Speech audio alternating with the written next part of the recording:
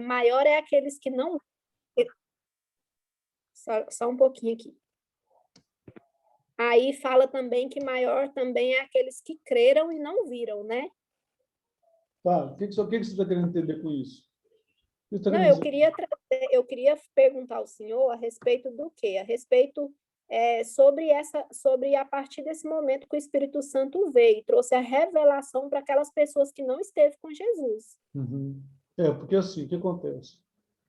Tomé, quando Jesus ressuscita, os discípulos falam que ele ressuscitou.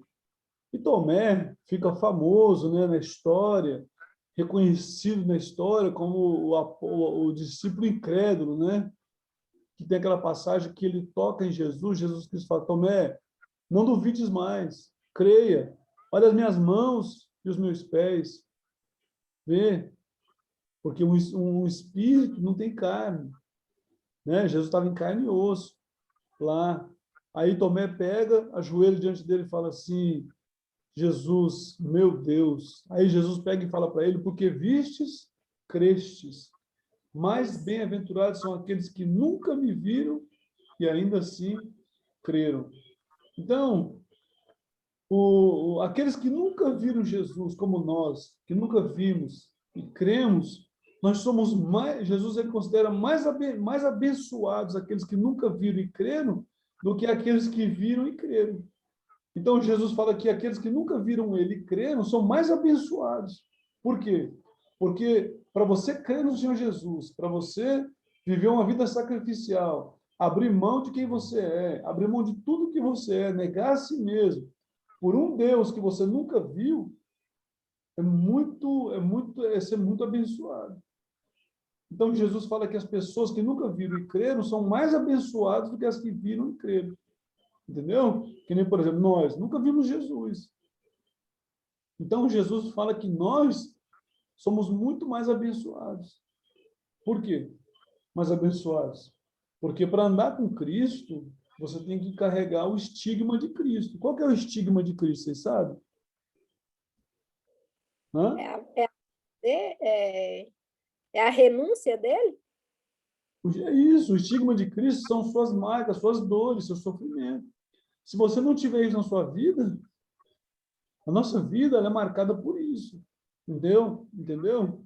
Pelo sofrimento de Cristo. Por quê? Porque andar com Jesus, ele não traz aquilo que estão pregando por aí, vitória, vida de vencedor, que você não sei o quê, que você tem um Deus todo-poderoso. Não, andar com Cristo, ele traz marcas profundas na sua vida.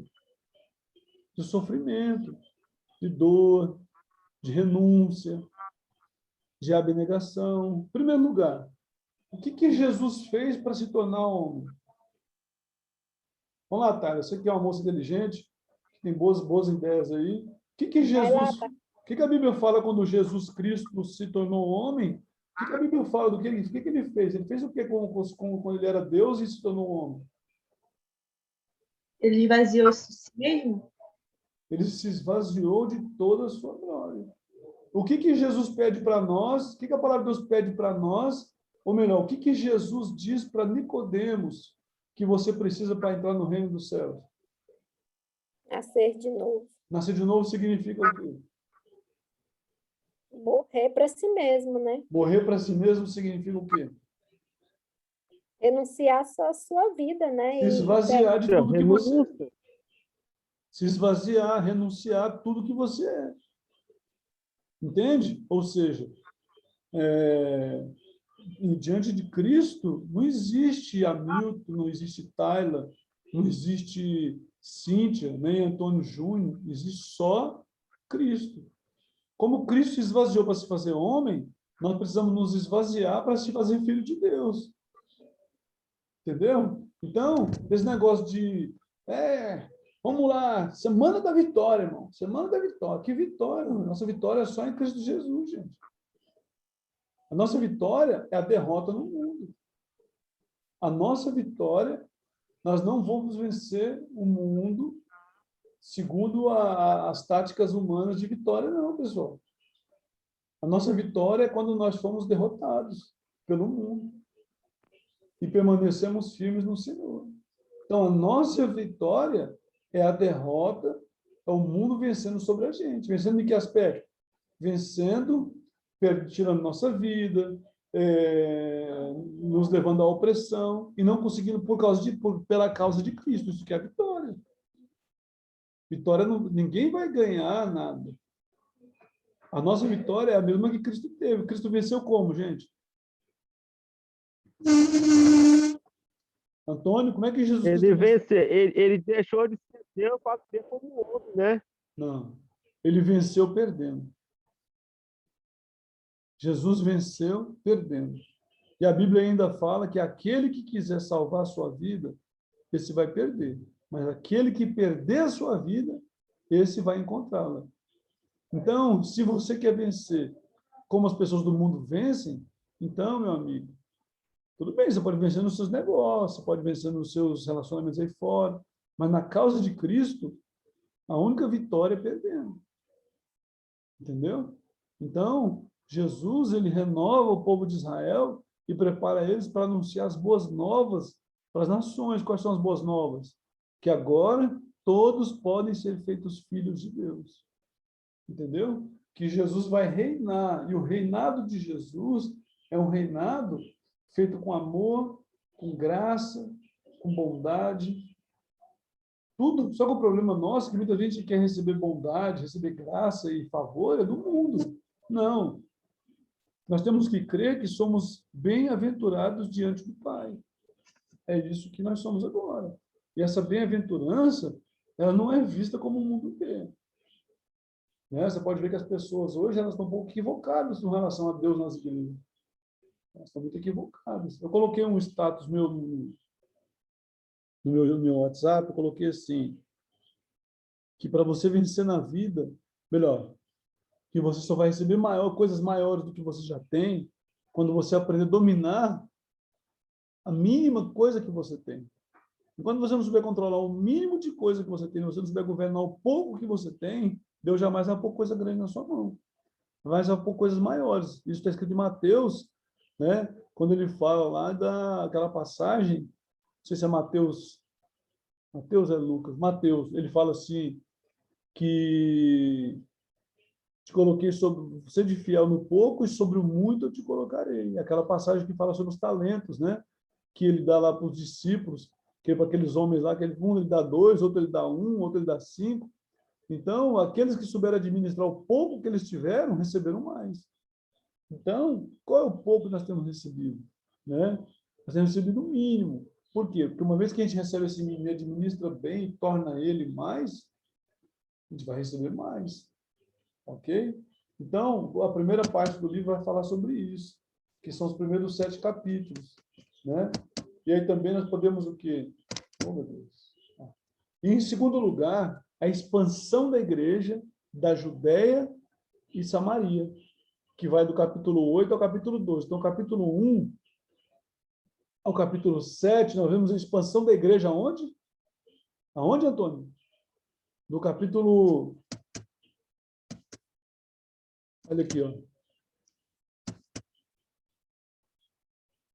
Do capítulo 1 ao capítulo 7, nós vemos a expansão da igreja aonde, pessoal? Hã? Samaria? Não, em Jerusalém. Do capítulo 1 ao capítulo 7, nós vemos a expansão da igreja em Jerusalém. E essa expansão, ela ocorre a partir da descida do Espírito Santo, do cumprimento das promessas de Deus, né?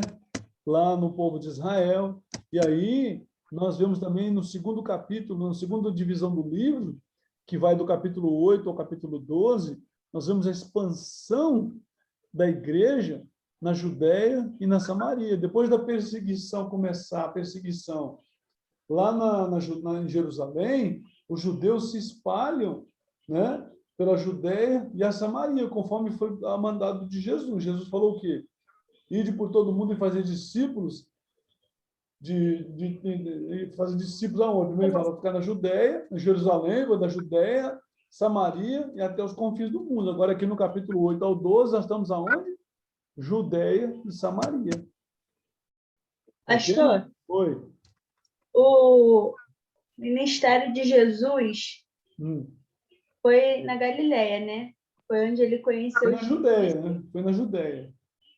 Por que eles foram para Jerusalém depois? Eu nem tinha me ligado nisso, é verdade. Tinha profecia sobre isso? Sim, porque lá, Jesus, quando ele termina, o ministério de Jesus termina onde?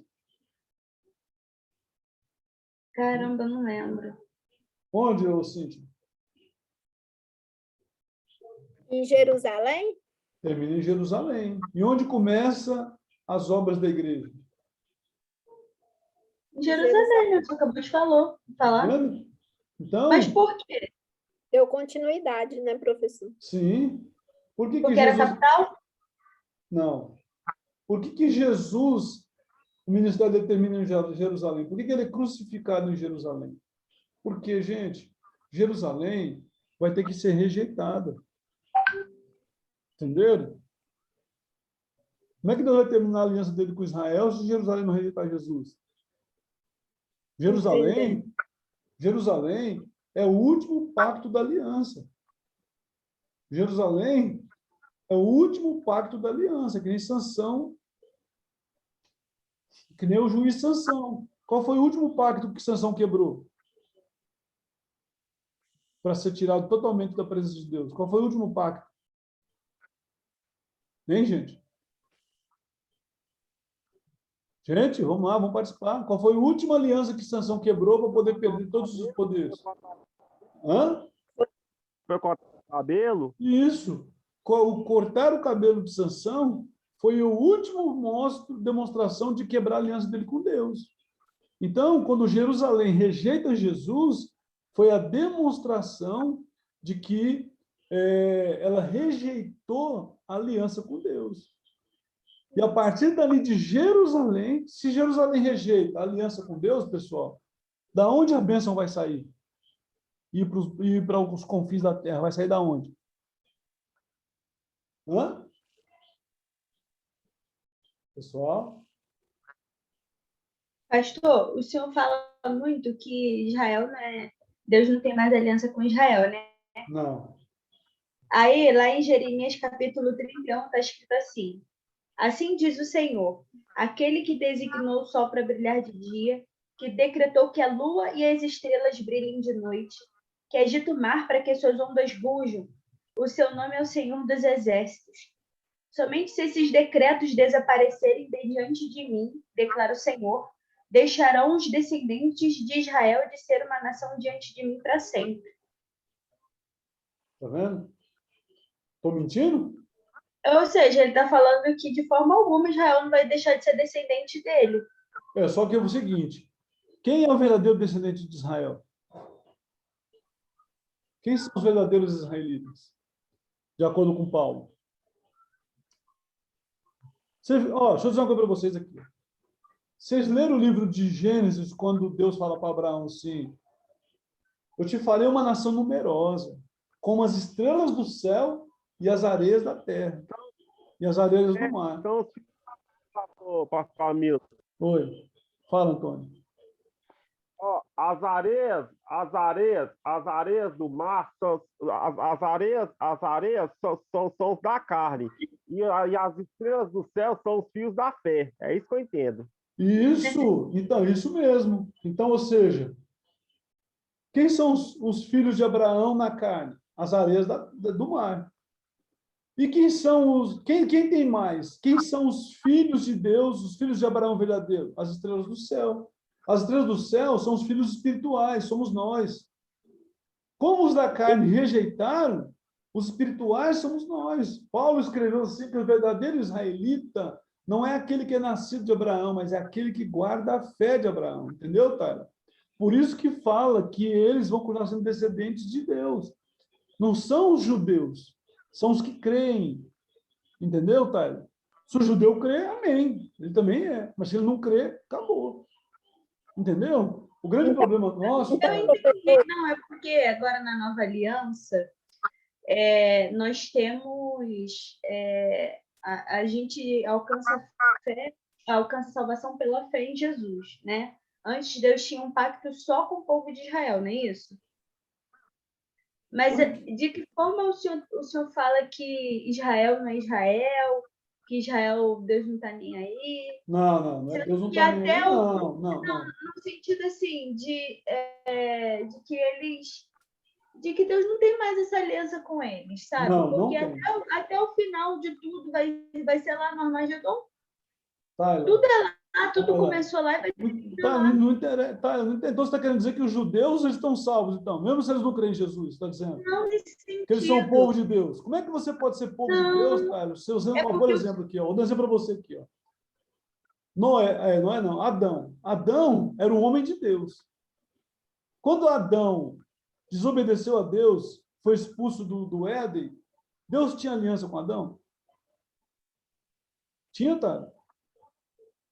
quando ele foi expulso do Éden, Deus manteve a aliança com ele? pastor, Deus Não, Tyler, continuou não. Se, abençoando. não, Tyler, se Adão saiu do Éden, Deus ele rompeu a aliança com Adão. Para Adão agora crer, Adão tinha que fazer o quê? Ele não tinha mais comunhão com Deus.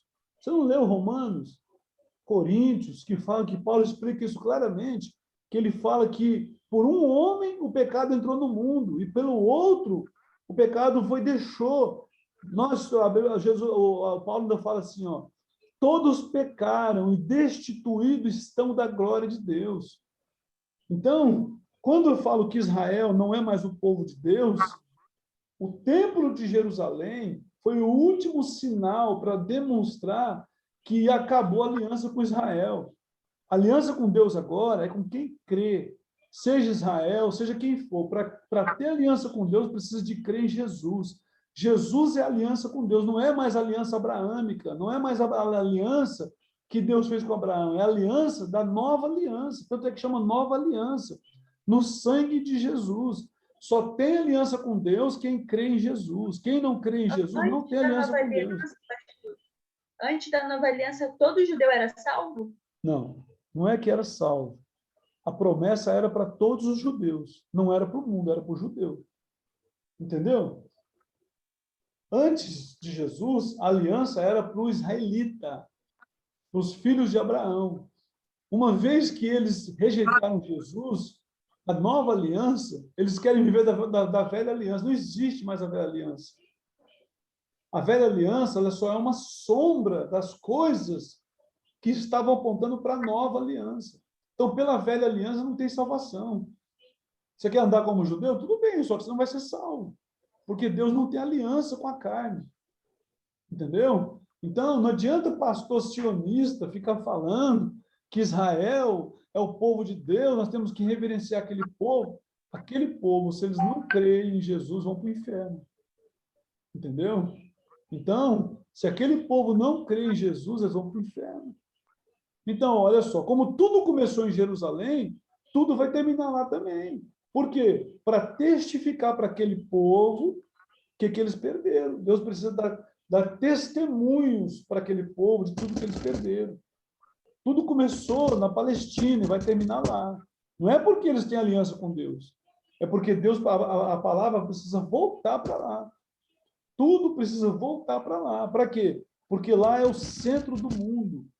Entendeu? Lá é o centro de tudo. Então, por exemplo, por que você acha que Israel voltou de novo a ser nação de novo? Porque através de Israel, muitos vão ser enganados. Entendeu? É através de Israel que vai surgir o Salvador do mundo, o anticristo. Entendeu, Tyler? Por isso que vai ser tudo. De acordo com a Bíblia, o anticristo vai vir de Israel? Hã? O que foi, Tyler? De acordo com a Bíblia, o anticristo vai vir de Israel? Ué, tem que vir de lá, ué. Quem Vai é que vir de uma nação poderosa, né? Hã? Fala que ele vem de uma nação poderosa, né? Sim. Quem está esperando o Messias? Não são os judeus? Não são o povo israelense? Israelense não quer dizer, né? Os israelenses não estão esperando o Messias. Estão esperando o Messias são os judeus ortodoxos, aqueles caras que estão mexendo com o templo, aquelas coisas todas. Porque aquele Natanael Inácio, aquele cara lá, aquele povo, eles querem saber de salvação nenhuma, não. Entendeu? Eles estão tem uns ali que nem acreditam em Deus, não acreditam. Então, são os ortodoxos que acreditam nessas coisas. aqueles que vestem roupa preta, fica aquele chapéu lá, aqueles caras que fazem aquela coisa lá, aqueles judeus, aquele povo ortodoxo lá, eles é que estão lá crendo que vai vir um Messias. Então, esse Messias, esse anti-Messias, ele vai vir. O mundo já teve vários anti-Messias, só que esse anti-Messias que vai vir vai ser mais poderoso. Ó, se você estudar sobre a economia do mundo, o mundo está caminhando para uma economia única, unificada, para um governo único. Entendeu? E isso vai vir de Israel. Entendeu, pessoal? Então, não fica nessa onda de pastor messiânico que fala que Israel é o povo de Deus. Na Bíblia era, do Antigo Testamento. Hoje não é mais, não. Não tem o menor... Só são povo de Deus se eles creem em Jesus. Se eles não creem, eles não são. Não adianta ficar com essa conversa, não. Professor, Foi. e lá em Apocalipse, quando fala lá em Apocalipse sobre a Nova Jerusalém, aí, então representa o povo, somos nós, a igreja. Não, Nova Jerusalém é o que vai descer do céu. É a que vai descer do céu. Onde os salvos vão viver. Nova Jerusalém, gente, é uma representação do reino da paz. A palavra Jerusalém, Jerusa, significa, Jeru significa habitação, Salém da paz, habitação da paz. Entendeu? Não é porque chama Jerusalém, é Jerusalém. Jerusalém, que significa habitação da paz. A nova habitação da paz vai descer do céu, que também chama-se Jerusalém em hebraico, que a gente traduz na nossa língua como Jerusalém, que é Jerusalém. Entenderam? Então, como o Espírito Santo de Deus transformou os seguidores de Jesus, né? Então, voltando ao nosso assunto aqui, do livro, o capítulo 1, que é a expansão da igreja na Judéia, na Samaria, que é do capítulo 8 ao capítulo 12, ele trata de como o Espírito Santo transformou os seguidores de Jesus, um pequeno grupo coletivo de judeus messiânicos. O que é judeu messiânico, gente?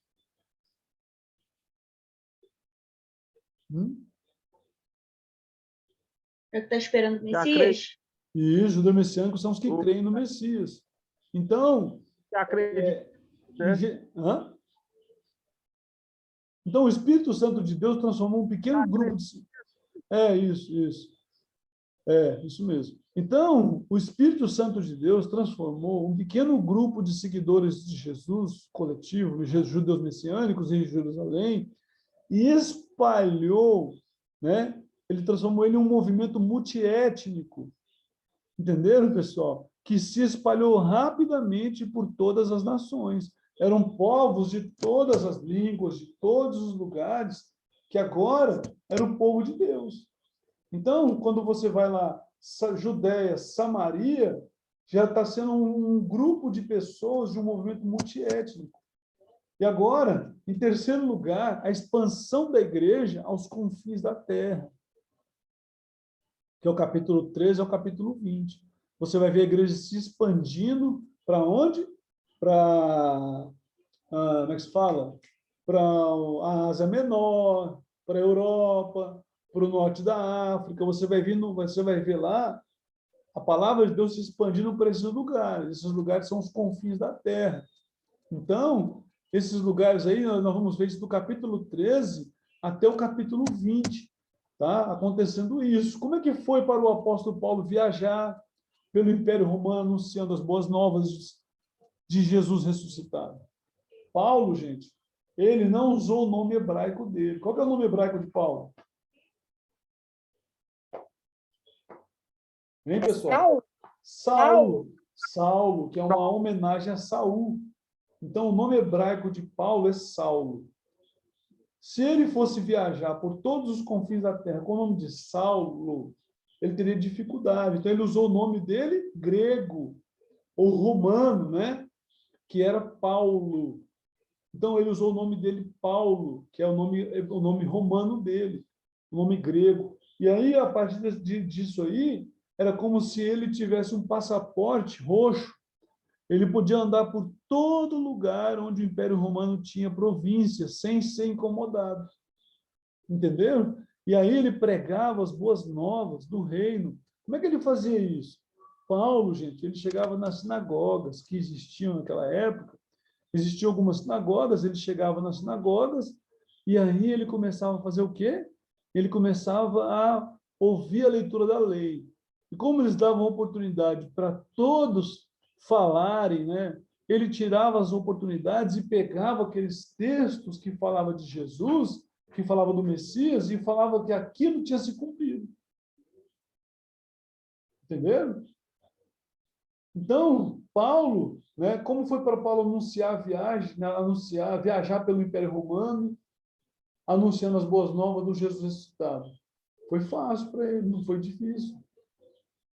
Não foi difícil no sentido do seu traslado, da sua locomoção, mas ele enfrentou muitas lutas, ele enfrentou dificuldades, ele enfrentou perseguição.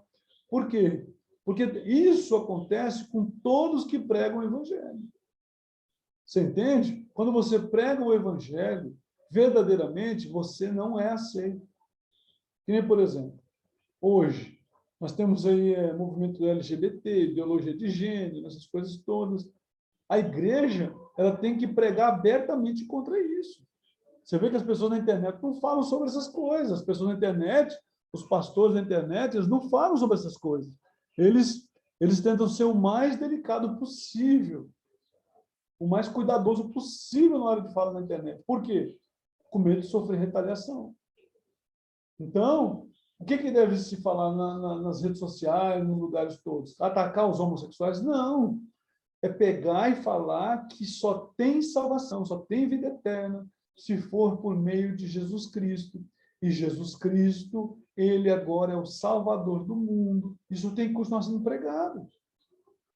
Não adianta, pessoal, eu ficar aí falando de filosofia, de como ganhar dinheiro, de prosperidade, campanha de prosperidade. Você que é empresário, participe agora do nosso curso, não sei o quê. Tudo bem que, às vezes, o pastor na igreja, ele quer dar uma orientação para o seu povo, para andar no caminho certo, dentro dos seus negócios, coisas todas. Mas nós precisamos anunciar de forma que Jesus confronte o mundo atual. Por que Paulo se tornou ameaça? Porque Paulo, ele pregava que os deuses antigos não estavam com nada. E isso, para os romanos, isso ia afetar a cultura deles. Entendeu, pessoal? Entenderam?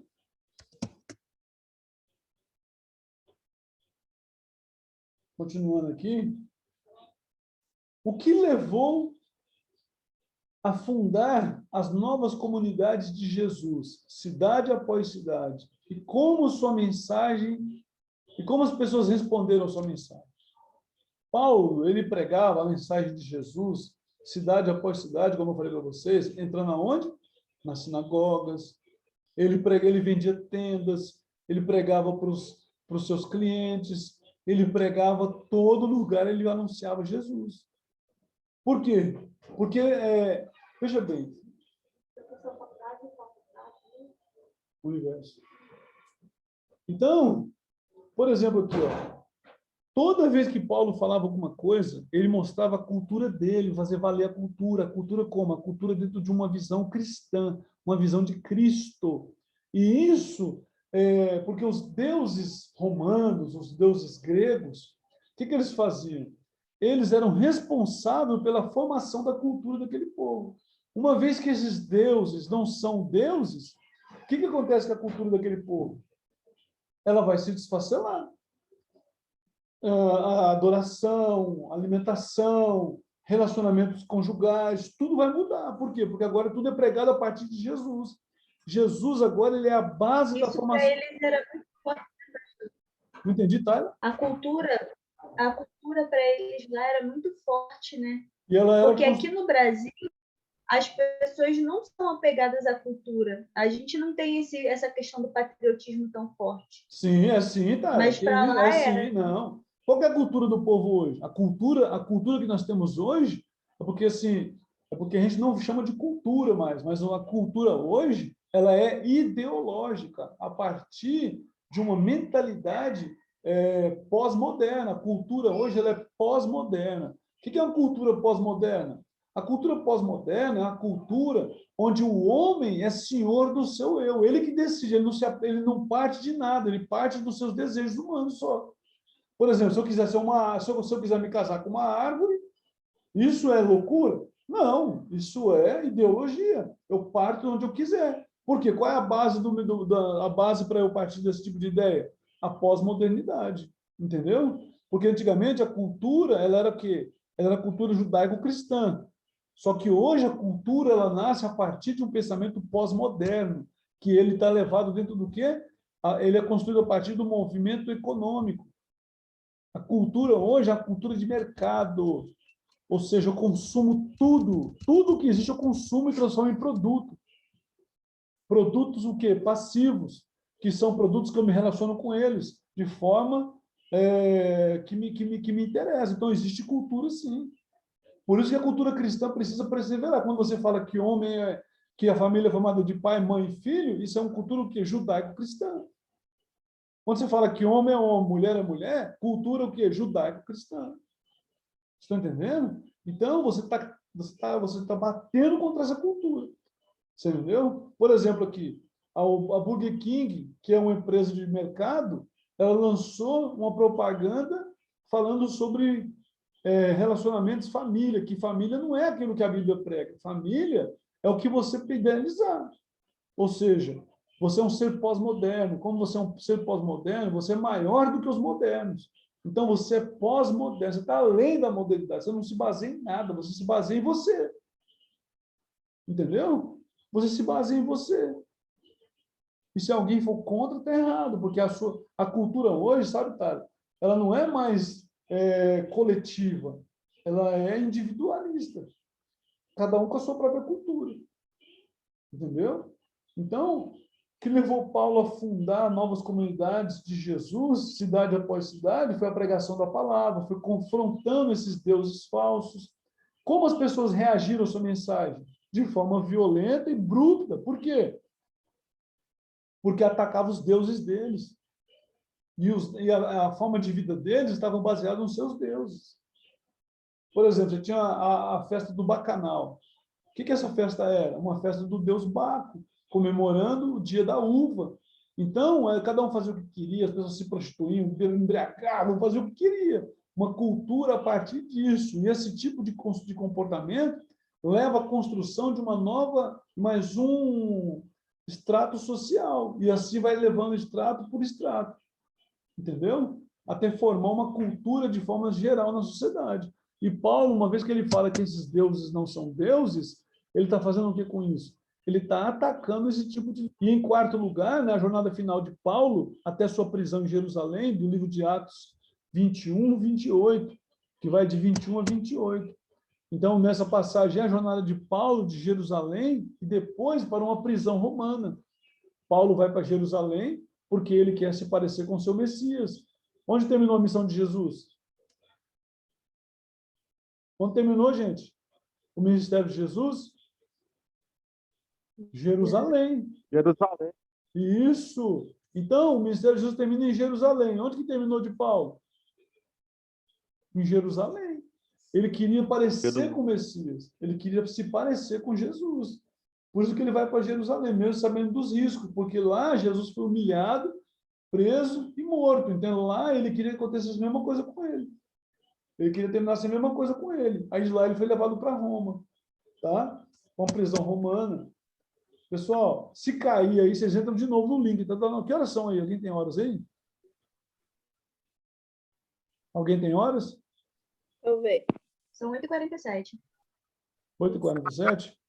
8h47. Já vai cair já. Então, paradoxalmente, Paulo, nós precisamos terminar essa aula, só vamos ter que entrar no link de novo, tá? Porque ainda falta um pouco para terminar ainda. Tá bom? Não pode deixar para semana que vem, não, semana que vem é feriado, é férias. Tá bom? Se cair, vocês entram de novo, tá, pessoal? Então, paradoxalmente, o sofrimento de Paulo leva o coração do Império Romano. O sofrimento de Paulo vai levar ele até o coração do Império Romano, onde ele chega a anunciar o reino de Deus sobre todas essas nações. Tá? Então, aí, ó, os planos dos Atos dos Apóstolos. Né? Nós temos lá a igreja idealizada, nós temos